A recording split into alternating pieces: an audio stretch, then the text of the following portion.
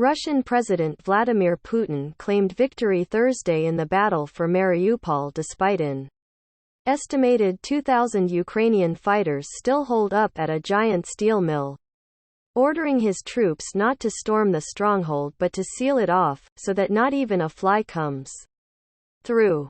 Putin expressed concern for the lives of Russian troops in deciding against sending them in to clear out the sprawling Azovstal plant, where the die-hard defenders were hiding in a maze of underground passageways. Putin's comments came as satellite image provider Maxar Technologies released photos showing more than 200 of what it called new mass graves in a town where Ukrainian officials say the Russians have been burying Mariupol residents killed in the fighting. The imagery shows long rows of graves stretching away from an existing cemetery in the town of Manhush, outside Mariupol. Mariupol Mayor Vadim Boychenko accused the Russians of hiding their military crimes by taking the bodies of civilians from the city and burying them in Manhush. As many as 9,000 civilians could be buried in mass graves in Manhush. The Mariupol City Council said Thursday in a post on the Telegram messaging app. Boychenko labeled Russian actions in the city as the new Babi Yar, a reference to the site of multiple Nazi massacres in which nearly 34,000 Ukrainian Jews were killed in 1941. In a statement, Maxar said a review of previous images indicates that the new graves were dug in late March and expanded over the past couple of weeks. After nearly 2 lethal months of bombardment that largely reduced Mariupol to a smoking ruin, Russian forces appear to control the rest of the strategic southern city, including its vital but now badly damaged port. But a few thousand Ukrainian troops, by Moscow's estimate, have stubbornly held out for weeks at the steel plant, despite a pummeling from Russian forces and repeated demands for their surrender. About 1,000 civilians were also trapped there, according to Ukrainian officials. Instead of sending troops to finish off the defenders in a potentially bloody frontal assault, Russia apparently intends to maintain the siege and wait for the fighters to surrender when they run out of food or ammunition. Boychenko rejected any notion that Mariupol had fallen into Russian hands. The city is and remains Ukrainian, he declared. Today our brave warriors, our heroes, are defending our city. The capture of Mariupol would represent the Kremlin's biggest victory yet of the war in Ukraine. It would help Moscow secure more of the coastline, complete a land bridge between Russia and the Crimean Peninsula, which Russia seized in 2014, and free up more forces to join the larger and potentially more consequential battle now underway for Ukraine's eastern industrial heartland, the Donbass. At a joint appearance with Russian Defense Minister Sergei Shoigu, Putin declared, "The completion of combat work to liberate Mariupol is a success," and he offered congratulations to Shoigu. Shoigu predicted the steel plant could be taken in 3 to 4 days. But Putin said that would be pointless and would risk Russian lives. There is no need to climb into these catacombs and crawl underground through these industrial facilities, the Russian leader said. Block off this industrial area so that not even a fly comes through. The plant covers 11 square kilometers, 4 square miles, and is threaded with some 24 kilometers, 15 miles, of tunnels and bunkers.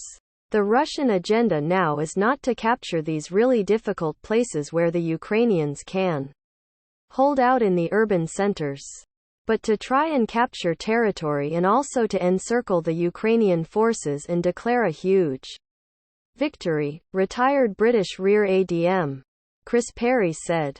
Elsewhere, Ukrainian Deputy Prime Minister Irina Vereshchuk said Russian troops kidnapped a local official heading up a humanitarian convoy in the southern Kherson region. She said the Russians offered to free him in exchange for Russian prisoners of war. But she characterized that as unacceptable.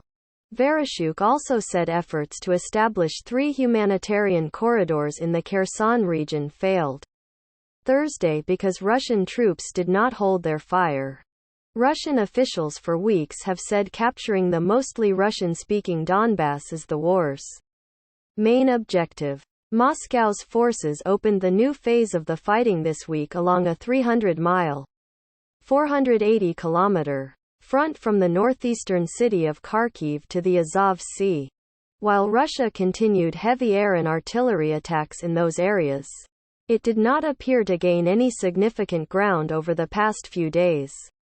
According to military analysts, who said Moscow's forces were still ramping up the offensive, a senior U.S. defense official, speaking on condition of anonymity to discuss the Pentagon's assessment, said the Ukrainians were hindering the Russian effort to push south from Izium. Rockets struck a neighborhood of Kharkiv on Thursday, and at least 2 civilians were burned to death in their car. A school and a residential building were also hit, and firefighters tried to put out a blaze and search for anyone trapped.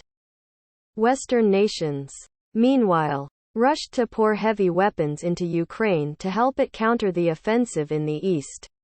U.S. President Joe Biden announced an additional $800 million in military assistance, including heavy artillery, 144,000 rounds of ammunition and drones.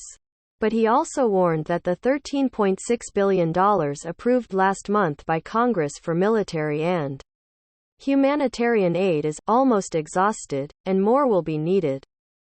All told, more than 100,000 people were believed trapped with little or no food, water, heat or medicine in Mariupol, which had a pre-war population of about 430,000. Over 20,000 people have been killed in the siege.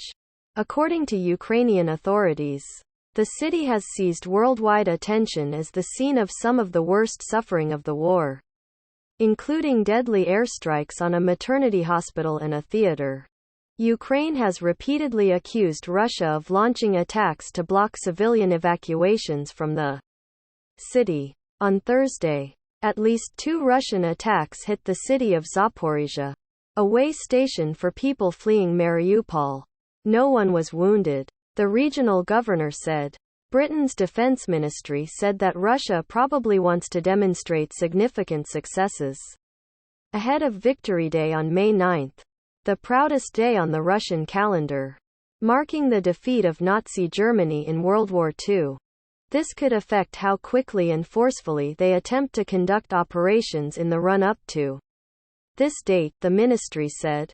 In other developments, Ukrainian President Volodymyr Zelensky warned Ukrainians living in areas of southern Ukraine under Russian control not to provide Russians with their IDs, which he said could be used to falsify a so-called referendum on our land, to create a Moscow-friendly government.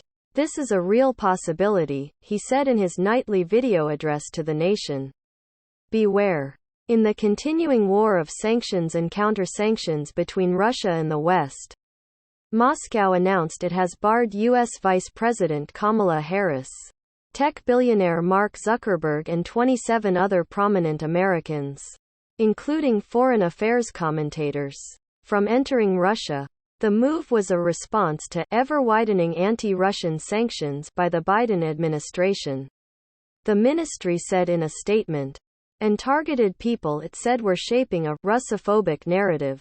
Associated Press journalists Mstislav Chernov and Felipe Dana in Kharkiv, Ukraine, Jessica Fish in Kramatorsk, Ukraine, Danica Kirka in London, and Robert Burns and Amr Madani in Washington contributed to this report, as did other AP staff members around the world.